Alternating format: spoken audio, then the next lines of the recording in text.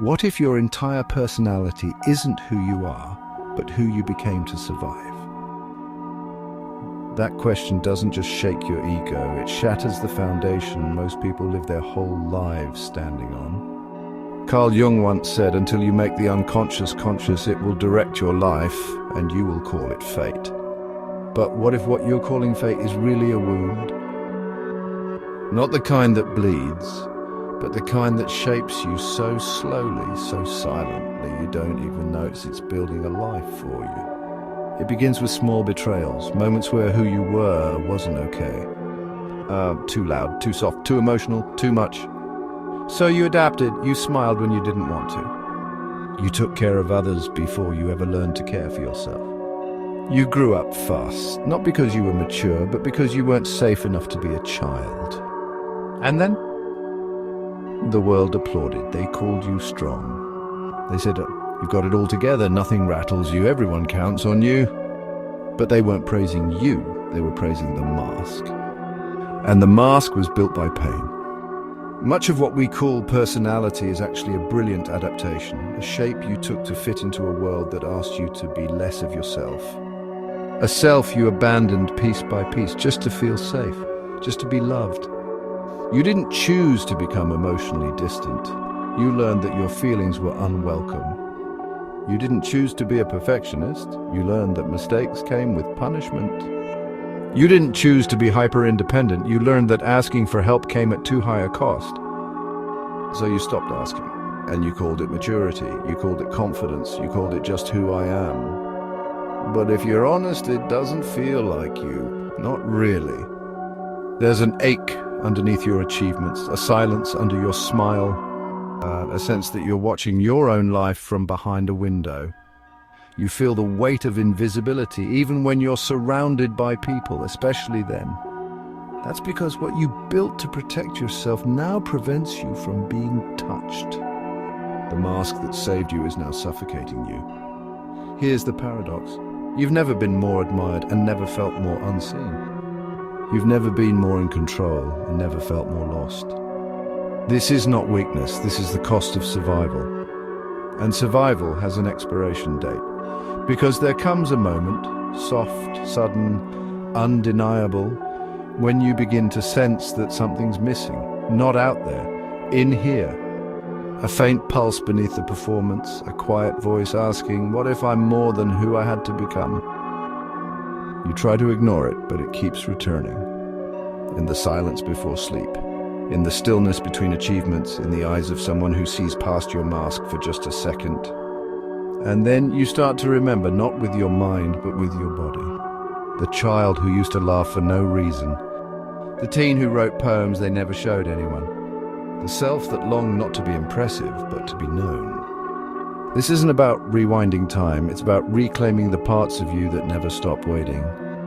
And maybe, just maybe, this moment, this question, this whisper in your life right now isn't a coincidence. Maybe it's the first crack in the mask, and maybe that's how real healing begins, not with answers, but with the courage to ask, who was I before the world told me who I had to be?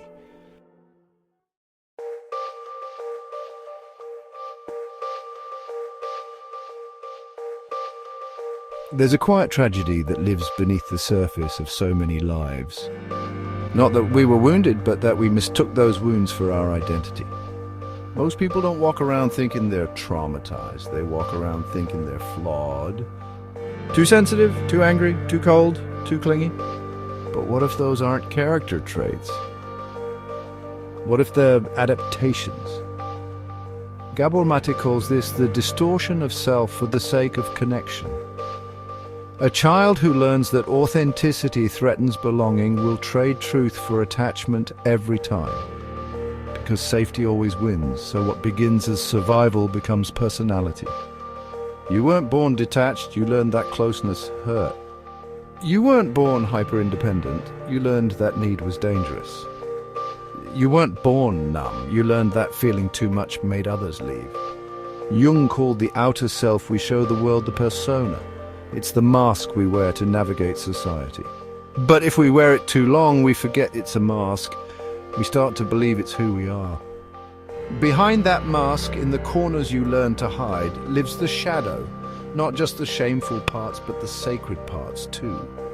The tears you were told were weakness. The anger you never got to name. The joy you suppressed to keep from standing out. The tenderness you buried beneath achievement. And when the mask becomes too heavy, when the distance from your real self grows too wide, you start to feel it. Not as a breakdown, but as a slow erosion of meaning. Work feels empty, love feels out of reach, your own reflection looks unfamiliar. You've checked every box, but you're still not home. This is the cost of the trauma-adapted self. It fits everywhere except within.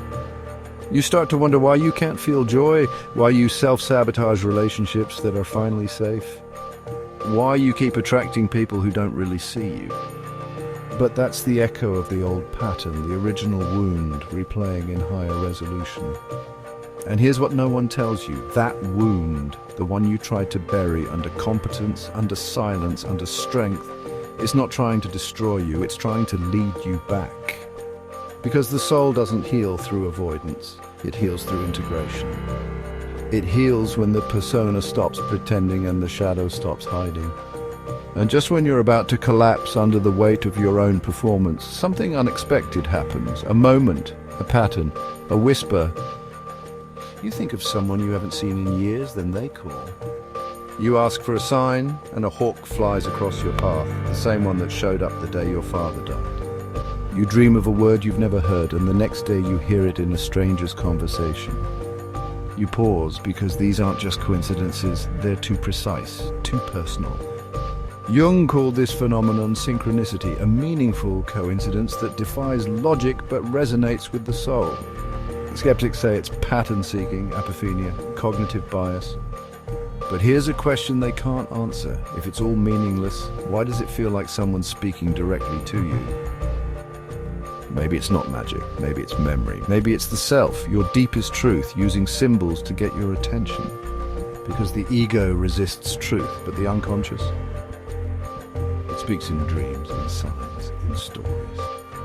And the message is never complicated, it's this: you are not the mask, you are not the wound.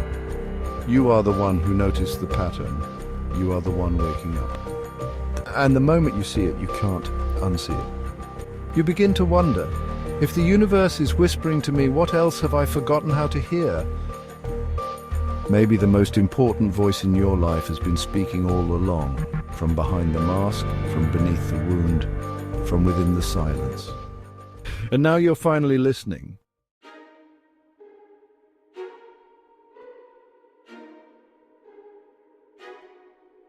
You never expect the moment that changes everything, because it doesn't come with a lightning bolt, it comes as a whisper. You glance at the clock, 11:11 again. A stranger says a phrase your dream whispered the night before.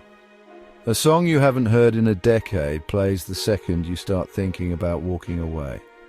It doesn't scream, it doesn't explain. It just appears, subtle, disarming, intimate. You tell yourself it's nothing. Coincidence, probability, pattern recognition. But deep down, something stirs, because it doesn't feel like noise, it feels like language. Carl Jung called it synchronicity, a meaningful coincidence that reveals a causal connection between your inner world and the outer one. Not a trick of the mind, a message from the self. He told a now famous story. The patient, locked in intellect, shared a dream where she was given a golden scarab. At that exact moment, a scarab-like beetle, a rare insect in the area, tapped at the window. Jung caught it and handed it to her. Her entire psychology shifted, not because of the insect, but because something pierced her defenses. Something bypassed the mind and spoke directly to the soul. That's the power of synchronicity. It doesn't come to prove anything. It comes to wake something up. The universe doesn't need you to believe in magic, it just needs you to pay attention. And you already have, because you felt it. The text that arrives the moment your chest tightens, and the hook that circles as you question whether to leave. The number, the dream, the word that repeats over and over until it can't be dismissed. You try to rationalize, skeptics call it apophenia, pattern seeking in random data. And maybe sometimes that's all it is, but then there's that one time.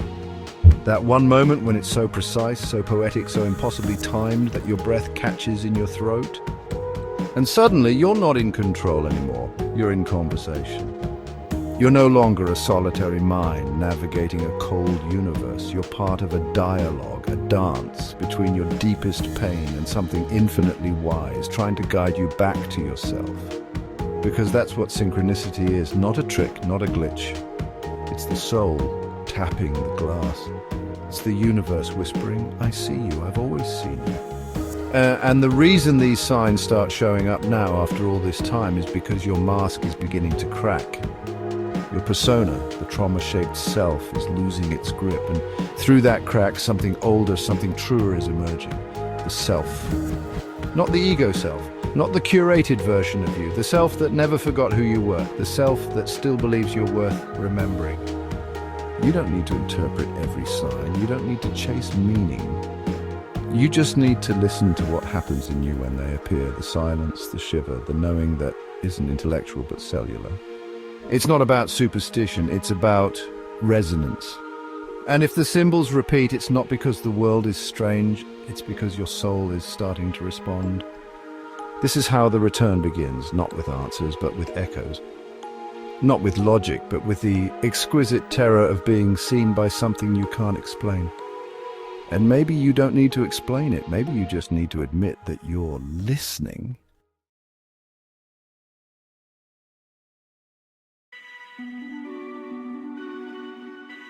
There comes a moment when everything you've used to hold yourself together can no longer hold, not because you failed, but because the structure you built to survive was never meant to be your home. It's not always dramatic, sometimes it's quiet, uneventful to anyone else, but seismic to you.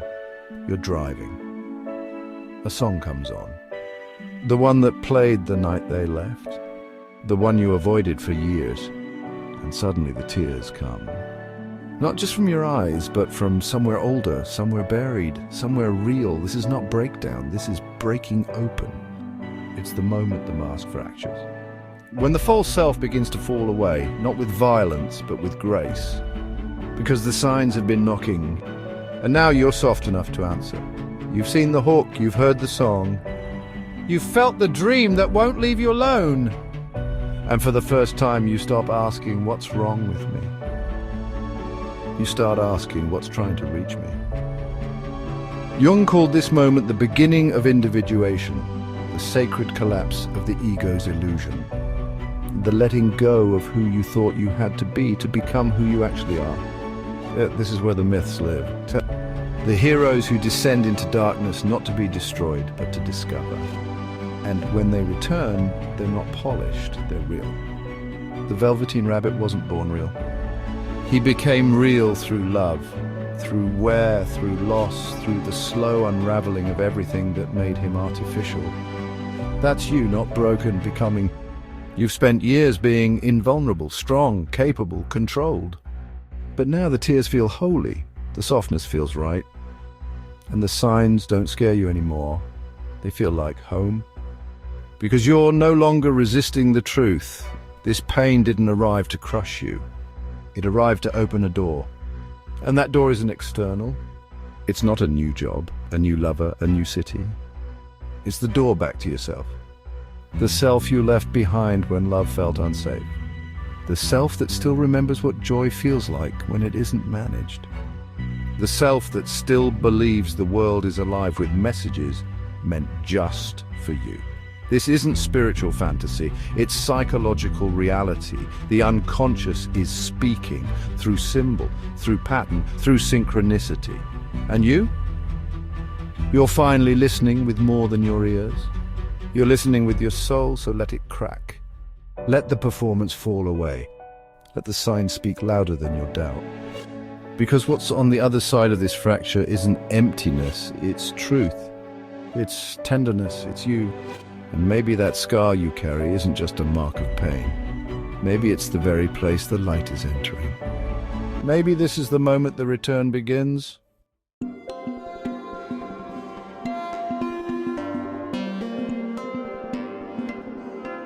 It doesn't begin with belief. It begins with a flicker, A word in a stranger's mouth that echoes a private fear. A number that appears again and again on receipts, clocks, street signs. A song that finds you just when you're about to give up. At first, you brush it off. Coincidence, you tell yourself, just noise in the chaos.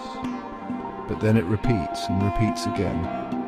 And something inside you, something older than logic, leans in.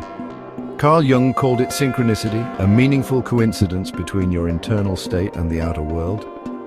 No clear cause, no rational explanation. But a felt significance that cuts deeper than proof ever could. And for those who have been shaped by trauma, who have spent years in silence or hyper-control, these signs don't feel random.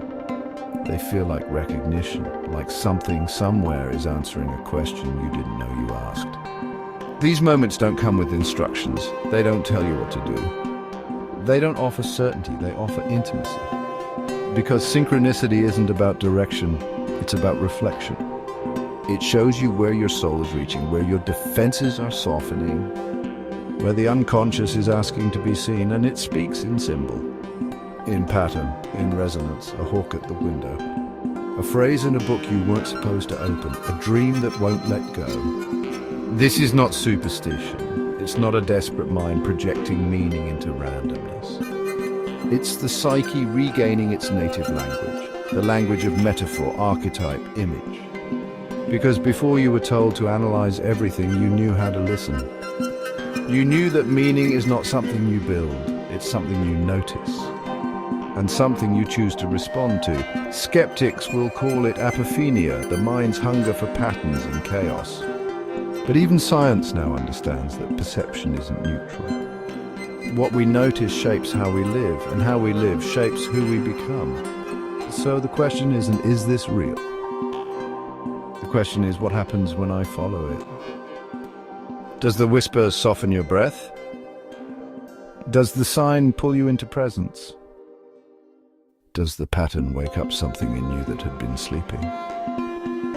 This isn't about certainty, it's about attunement. You don't need a decoder ring, you don't need a guru. You need to slow down enough to feel the yes, the pause. The inexplicable sense that something just aligned, that's the door. That's the moment when the unconscious speaks, not in commands, but in poetry. And the more you notice, the more you're noticed.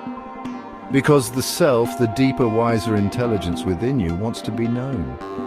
It will use whatever language it must to reach you, a scent, a name. A memory unlocked by a bird's flight. You've spent years learning to ignore that voice, to distrust your own knowing, to call it coincidence and push forward.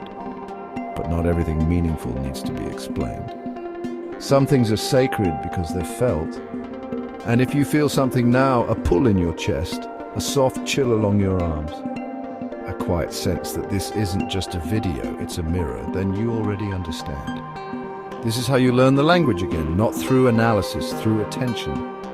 The signs are not trying to impress you, they're trying to bring you back to the self, to the soul, to the part of you that still remembers how to listen.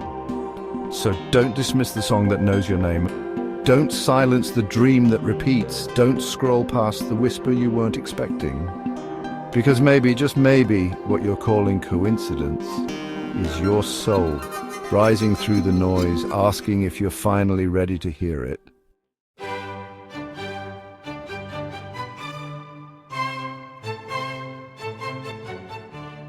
You don't become someone new. You remember who you were before the forgetting, before the performance, before the persona. Before survival turned you into someone the world could use but never quite see. And when the synchronicities come, when the dreams repeat, when the patterns won't leave you alone, they're not distractions. They are invitations, not to chase magic, but to come home.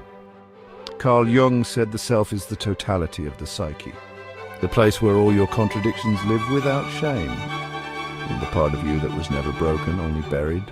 You don't access the self by force. You meet it by letting go of the stories that kept you small, of the armor you mistook for personality, of the strength that was never real strength, but fear in a convincing costume. The return isn't a single moment. It's a series of small recognitions, a reweaving. It's the moment you laugh without checking if it's too loud. The time you cry in front of someone and don't apologize. The day you say no and don't explain why. These are sacred acts. They are proof that the self is no longer hiding behind strategy. It is walking with you, not as a goal, but as a presence. And the world begins to reflect this shift. The signs are still there, but they've changed. They're no longer warnings, they're affirmations. Not wake up, but yes, keep going, not you're off path, but this is it, this is you. Because you no longer need the universe to convince you, you're already aligned. You don't ask for signs with desperation. You listen for them with reverence, you trust the timing, you trust yourself. And in this trust, something extraordinary happens. You stop chasing healing and start living wholeness. The trauma doesn't disappear, but it no longer defines you. The mask no longer fits. The script no longer controls you. You move through the world not as a performance, but as a presence, soft, unapologetic, unfinished, but true. And maybe, just maybe, if you've made it this far, if these words feel less like explanation and more like memory, then this wasn't just a story. This was your sign. Maybe you didn't find this video. Maybe it found you. A scarab at the window. A line you weren't supposed to hear but couldn't unhear once you did. So take this moment, not as closure, but as a beginning. The path ahead isn't mapped. It's felt. And the self you're returning to. It's been waiting, not with judgment, but with gentleness, ready when you are. And if this touched something inside you, something tender, something raw, something real, say so. Write it below. Your story might be the scarab in someone else's window. Maybe you're not the only one remembering. Maybe this is how we come home.